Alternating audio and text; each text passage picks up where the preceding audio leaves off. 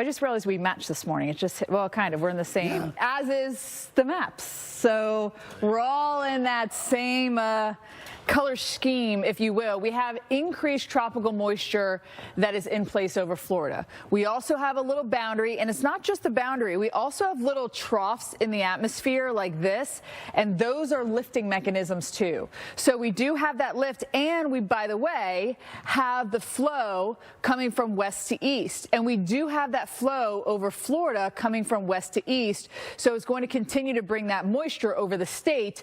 So you've got the flow from the ocean over land. You've got the lifting mechanisms in place. You already have that moisture in place. So that means that we are going to see a very wet week. And what happens is we have a ridge that builds in. This is a whole nother story, but it kind of blocks everything from moving and helps keep us wet over Florida. How wet? Boy, oh boy. Miami, we don't need it. We are 10 inches above average. Places like Tampa, we desperately need it. Tampa to Sarasota, we are 14 plus inches below average. So it's a matter of the have and the have-nots, and the haves are getting even more. So we are going to be filled up. The same with the GFS, showing us that the East Coast is going to see a lot more rain. Notice how I said how dry it is here, Tampa, Sarasota, down to Naples even, and that is where we have the worst drought in the state by far. The East Coast, no problems. Rain pushing into Panama City, Apalachicola, and I know it is spring break or fall break. What the heck break are we at? Fall break. It's not spring break. The kids get so many breaks. I know.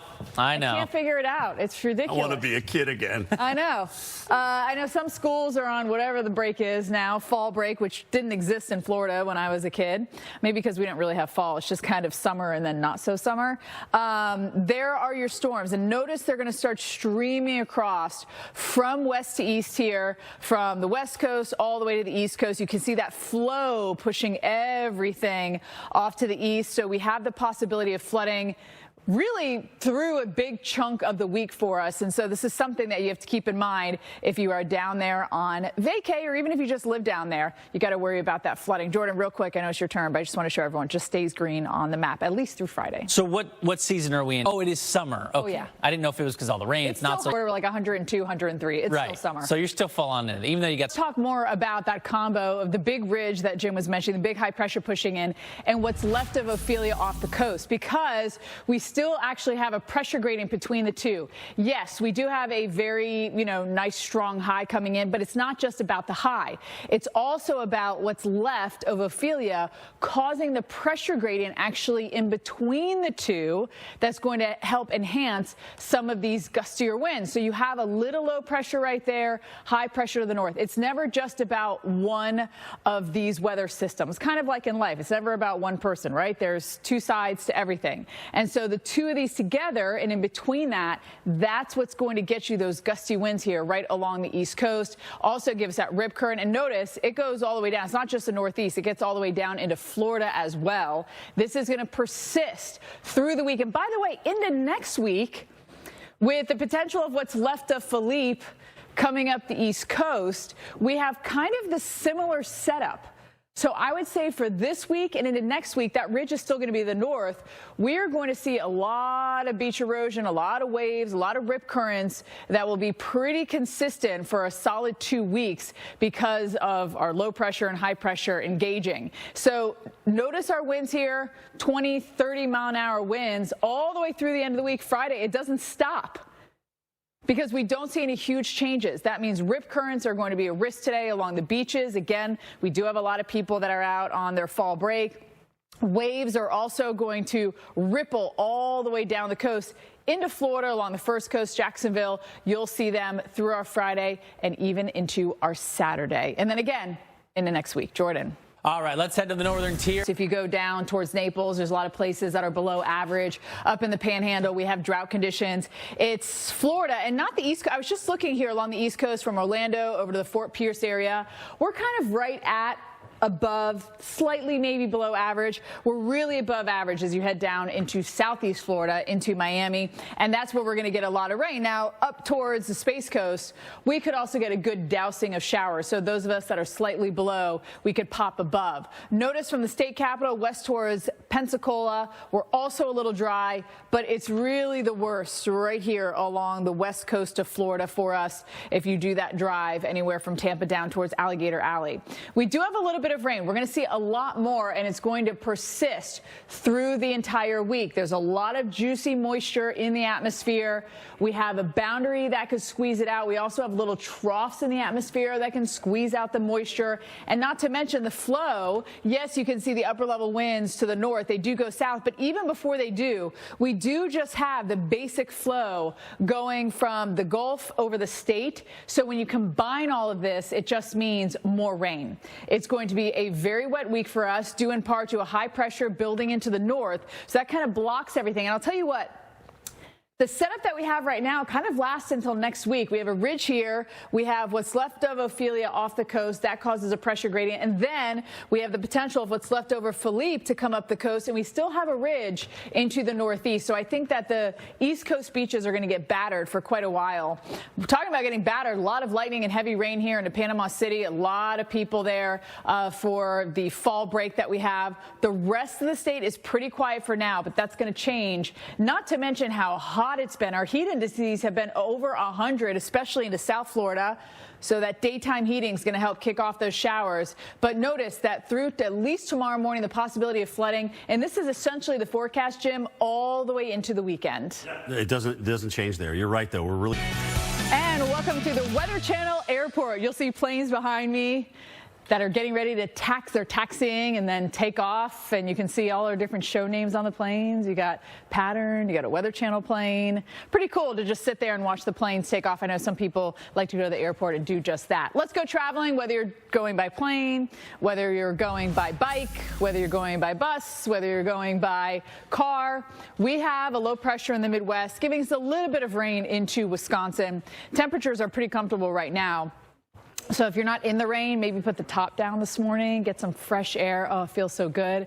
And we will see the threat for thunderstorms, however, as we go through the day, especially into Illinois and Indiana, stretching over into Kentucky as well. So there could be some delays, especially at Chicago, our two airports there, and then also into Minneapolis. We could potentially see some issues. And even if you're not flying through this area, if your plane is originating in these areas, that could slow you down. Or if you're going across the country, this is where you could hit that turbulence. I was just on my flight to New York. The turbulence was really bad. And I was like, you know, in line to go to the bathroom. It's like everyone's holding on as everything's kind of bumping around for you. Even the flight attendants took their seat, and it's like, okay, yeah, these are the types of situations where you're like, I need to go back to my seat and buckle in before anything happens. You could have some pretty significant turbulence and delays here for the Chicagoland area, not only through tonight, but tomorrow morning, maybe some slight issues there, Jordan, if we have that trickle-down effect. Good. Now, the Mississippi River drains from all or parts of 32 states and 2 Canadian provinces. We're talking about 40% of the continental U.S. And some of the major tributaries here are the Arkansas, Illinois, Missouri, Ohio, and also the Red Rivers. So there's a lot that goes into this, but it has been super dry. If you look at the entire Mississippi watershed, we have exceptional drought, the worst level you can possibly have in the Midwest, the plains, and also here into the south. And the river gauges actually reflect how dry it is along the Mississippi River. 16 gauges at or below water threshold. What in the heck does water threshold mean? I actually had to look it up myself. And essentially this means it's below the 100-year average of where the water would actually sit at. So we have below average water levels, and the forecast for a lot of these is to go even lower, potentially setting records.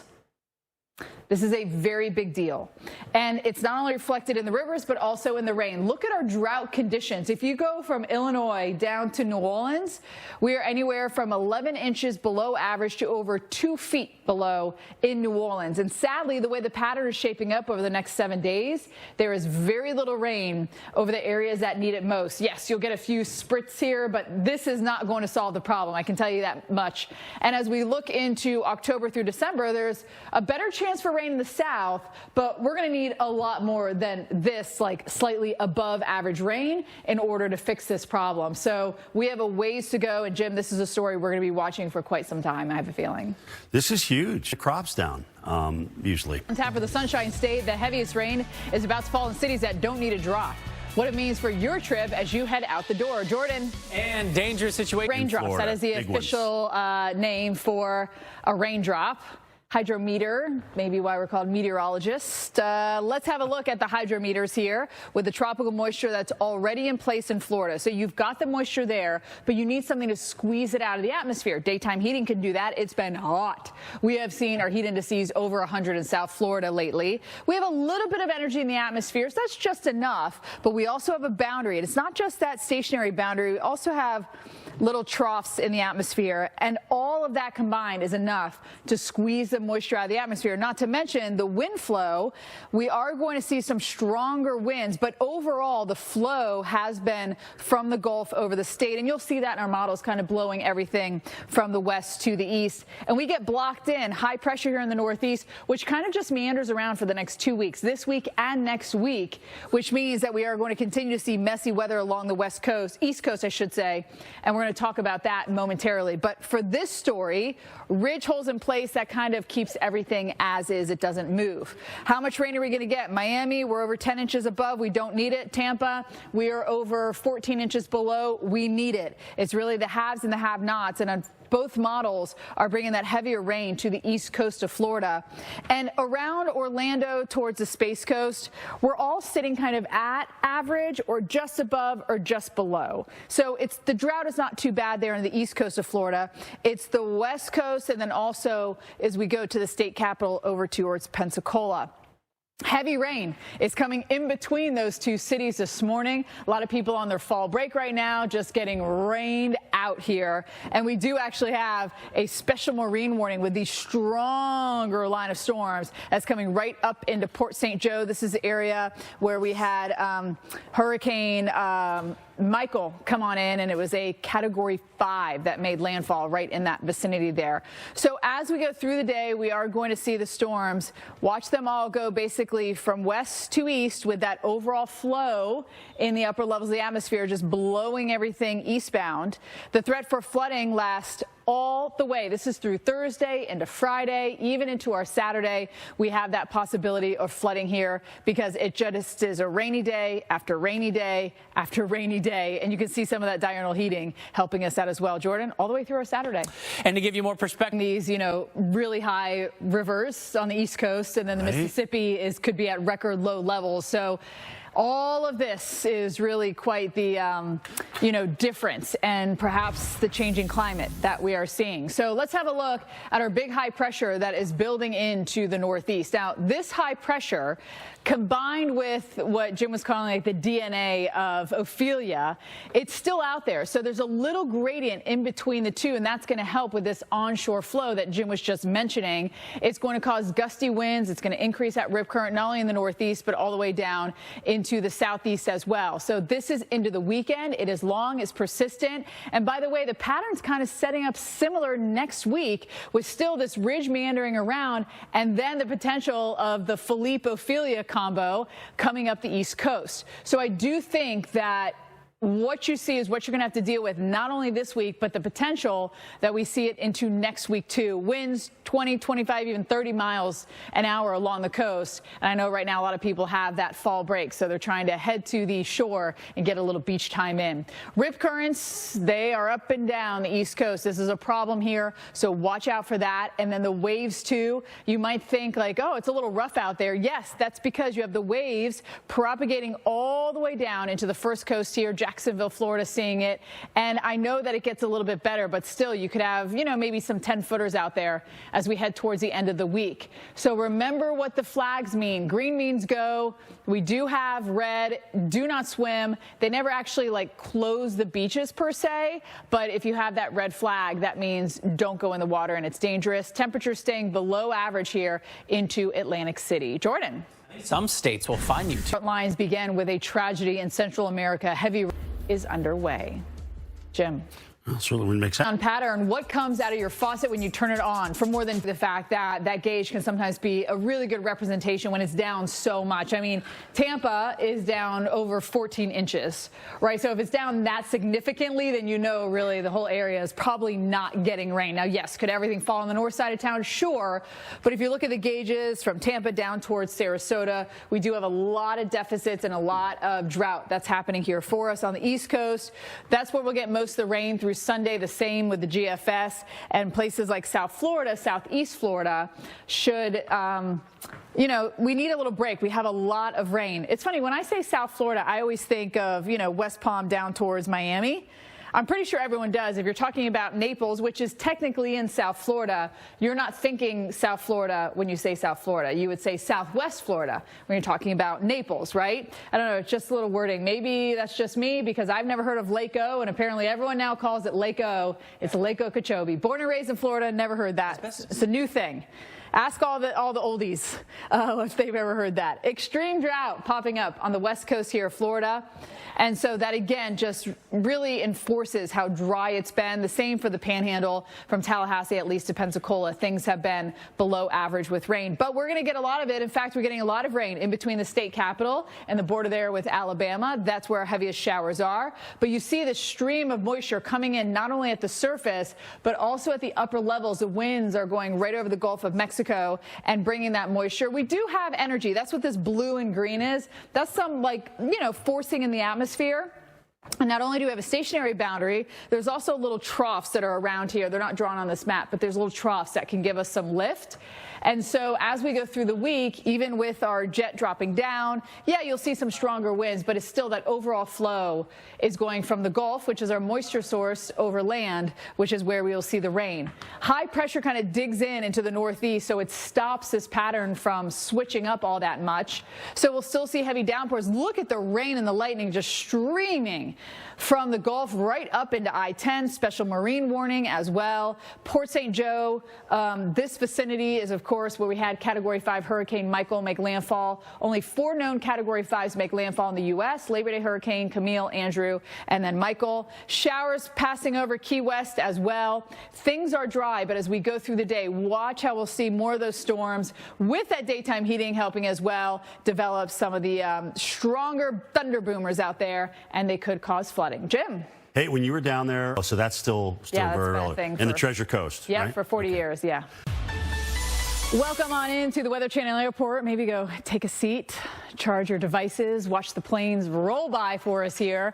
And whether you're traveling by plane, train, bus, car, bike, maybe the Heel Toe Express, traveling over to your neighbor's house, we are going to see the threat for some storms. And this could slow things down, especially at Chicago's airports, the 2 airports that we have there. Indianapolis, we could see some storms as well. That could slow down planes for us as we head into the afternoon. Impacts today mainly into Chicago.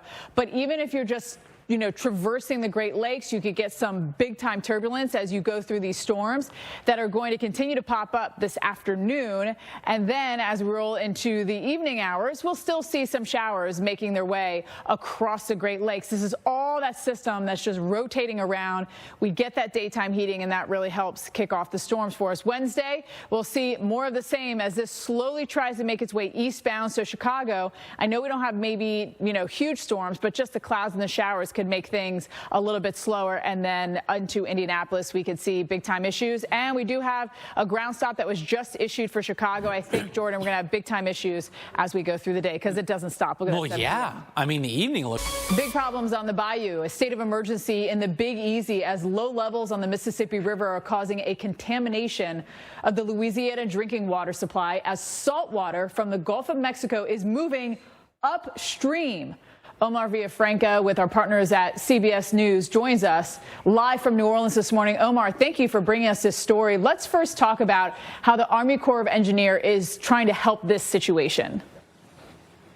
Well, good morning. What they're doing is drinking water already affected in some of the parishes.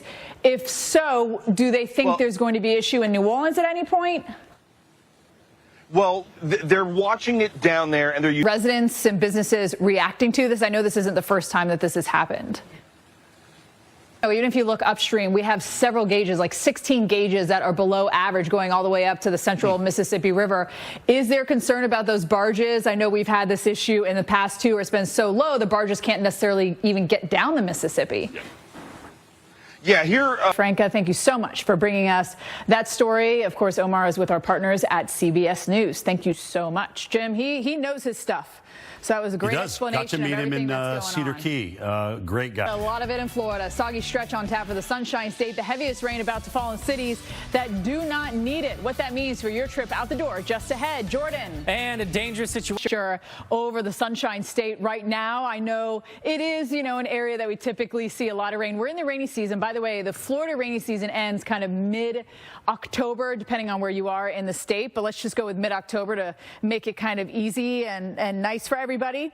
We do have some energy in the atmosphere. You see all these blues and greens? That's a little bit of forcing. You get forcing with the stationary front. We also have the forcing because there are some areas of troughiness that aren't drawn on the map. Those are there. And then we also have the jet stream, which might be to the north right now, but that overall flow, it doesn't just stop there. It's not like a wall. So the overall flow you can see is coming off the Gulf of Mexico and right over Florida. Later in the week, though, we will get some stronger winds, bringing even more moisture over Florida for us here, especially as we look into northern parts of the state. We stay in this pattern because we have a blocking ridge to the north, and that doesn't really allow things to wiggle and move around. It's kind of like when, I used to hate this, and I actually taught myself not to be ticklish because the neighborhood boys, when we were little, would like sit on you and then just tickle you so you couldn't breathe, and I hated that. That's kind of what's happening right now. You have the big high pressure. It's just kind of sitting on the whole pattern, and it's raining out, and we hate it, and there's nothing we can do about it.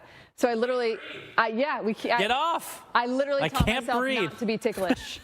And my niece will try to, get me good, and I just lay there. I'm like, girl, I had to teach myself. I couldn't take it. Yeah. I hate being tickled to the point where you can't breathe. I hate it. It's the worst feeling. All right, it's so fun for the tickler. Not nice, Jordan, because it's not nice. The West Coast, Tampa, we are over 14 inches, nearly 15 inches below average on rainfall, while in Miami, we're above 10 inches. And I'll tell you what, from Orlando to Space Coast, I was looking at some of the numbers, and we're sitting kind of at average, slightly above, slightly below, so it's not too, jarring for us there. But notice the drought for us, also into the panhandle of Florida, from the state capital over to Pensacola. In between those two cities is where we've had the heaviest rain this morning. We have now a second special marine warning for all these storms that are coming on in. Watch for maybe even a little spin up or two, maybe a water spout happening, and into the Keys, that rain just passing over us. And unfortunately, we will stay in the clouds through the day. You'll notice that flow kind of bringing everything from west to east, but we're also getting a surface low, bringing moisture up. So we're really getting it from all directions, which means day after day, the potential for flooding for us here. And that goes all the way through our Saturday. And you'll notice as we show you the forecast, we will see just more green on the map, more green on the map. We just can't break it because we're just sitting here getting tickled by Mother Nature. I'm not so tickled about this thing. We've also got wave action to talk about here along the East Coast as well. Remember, we have this big high pressure to the north, and then we have what's left of Ophelia to the south. That's actually causing a pressure gradient. It's not all just about this high pressure. It's about how that's interacting with our little low. I mean, it's not really probably technically a low, but even just a short wave here, just a little piece of energy. And in between that, we are getting that onshore push that's causing the issues Jim was just talking about, and will cause these issues too. We have waves, gusty winds, and also rip current that goes all the way down the coast. These are not just in a little box in the northeast. Everything just propagates out from the center of these, and it can go hundreds and hundreds of miles. So yes, we will have some of our strongest winds right along the coastal areas, 20, 30-mile-an-hour winds into Boston. This could slow down planes. This could cause some delays. You might say, hey, we have nice weather. What's going on? It could be the winds. The winds are also going to kick up the surf. It's going to make it rough at the beach. You could get a little microdermabrasion for you at the beach with the winds blowing that sand around. And then you might not want to be in the water. If you're in the water, you should always swim by a lifeguard because we're going to have pretty rough rip currents. And it's not only the rip currents, but the waves that can knock you over. One time I was knocked over by a wave, and you hit your head on the bottom of the, beach area, and it can be really scary. So be careful because some of these waves, 10, maybe even 15 footers out there, and they just catch you off guard sometimes. So remember, red flags, red means no, green means go. double red flags. Just really stay out of the water there. Atlantic City, we're below average by almost 2 inches on rainfall, so we could use it. There average high is 75. We're well below that. New York City, we're above average by about 3 inches, but our highs again will be below our average of 73. At least we get a little sunshine creeping in here, Jordan, for a couple days. Yeah, but no, Steph, good call. Front lines begin with tragedy in Central America. Heavy rain indicates a decline is underway. Jim? Be nice to take a little bit of that. At noon on pattern, what comes out of your faucet when you turn it on? We 86 the rain as we go into the weekend, good. right? Good. Let's 86 it here. Though we do need it. Miami, as Jordan was alluding to, doesn't. We're some 10 inches above average. The same in West Palm. I think we're 7 some odd inches above average. And these areas will get it. Now, the Space Coast to Central Florida, our rainfall totals are basically just at average, some a little above, some a little bit below that. But we really need it from the Tampa Bay area all the way down, really kind of towards Alligator Alley, just past Alligator Alley and into the panhandle of Florida. And that's what we're getting at this morning. Look at this huge surge of moisture in between Tally and Pensacola. And all of this juicy atmosphere that we have in place is going to get squeezed by not only our boundary that we have here, but we also have just some energy in the atmosphere. And it's not a lot. It's not well defined where you see the blues and the greens, kind of this smattering right here. But it's enough to squeeze out the moisture from the atmosphere, and not to mention the daytime heating. Our heat advisories have been above 100 into South Florida. And then the winds. Yes, the stronger winds are to our north, but we're still seeing the winds coming off the Gulf, moving from west to east, and we will get some of those stronger winds to enhance the showers as we head a little bit later in the week. And it doesn't really move because this high just pins us down, and we can't really get everything moving out of here. So we still see the rain. We do have special marine warnings here, Port St. Joe, Apalachicola over towards the St. Mark's area. The Keys, we're starting to see just those clouds into Key West, a lot of lightning offshore. And as we head through the day, you'll notice the overall flow is from west to east, but we're getting kind of a southerly flow, bringing some of that moisture up here into South Florida too. So it's going to be cloudy, it's going to be wet. There's going to be the possibility of flooding all the way into the weekend. Even though we have that sandy soil, you still can get flooding because those downpours, the rainfall rates are so intense. But it does usually drain fairly quickly once it stops raining. But, Jim, all the way into the weekend. Can't stop, won't stop. Yeah. And so hopefully we're telling you about the special marine warnings. I mean, no more than 10 minutes ago. And I was saying, watch out for little spin-offs to come in. And that's what we have right now is a tornado warning here just on shore here north of the Apalachicola area. And there is quite the tight rotation. If you look at the reflectivity right now, there's a lot of heavy rain for us. We can go show you a camera from Apalachicola and show you the heavy rain. There it is for you. And you can see how you have low-hanging clouds and you have a lot of rainfall, so your visibility might not be that great.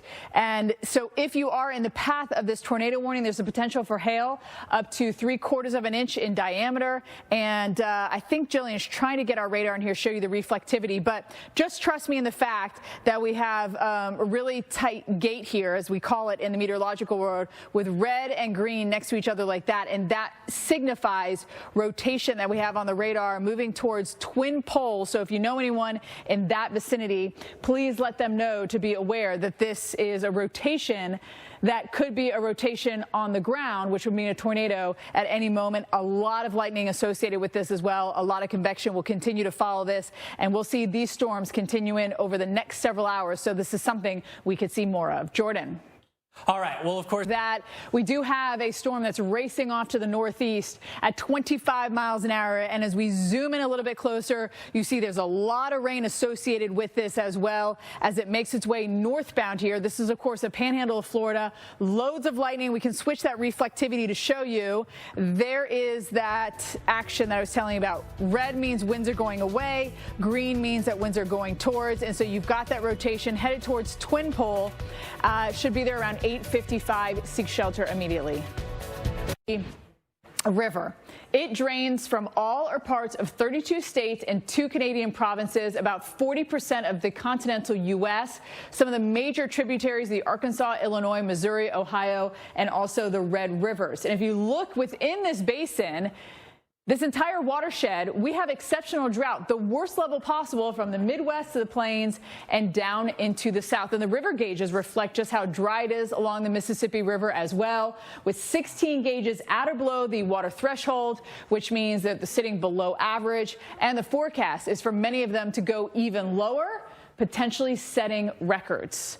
Rainfall deficits from Illinois to Louisiana range from 11 inches below average to over 2 feet below here in New Orleans. And sadly, the way the pattern is shaping up over the next 7 days, there is very little rain over the areas that need it most, and we're going to need a lot more help. The outlook from October through December does show a better chance of rain into some parts here of the south, but we're going to need a lot more to help the situation here than what we're going to see just some above average, Jim. This is going to take time in order to. Yeah, I mean, it's, you know, they're trying to get